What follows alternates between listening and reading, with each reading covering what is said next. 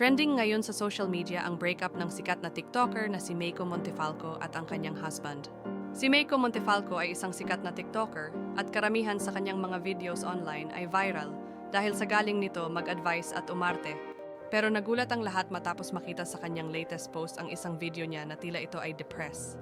Si Meiko at ang kanyang husband ay kakakasal lang this year pero biglang nag-cheat yung guy.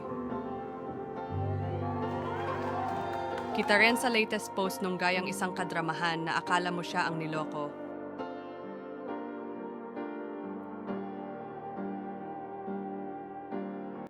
Kaya ngayon, mag-isang hinaharap ni Meiko ang buhay na mag-isa kasama ang anak nila ng kanyang dating asawa.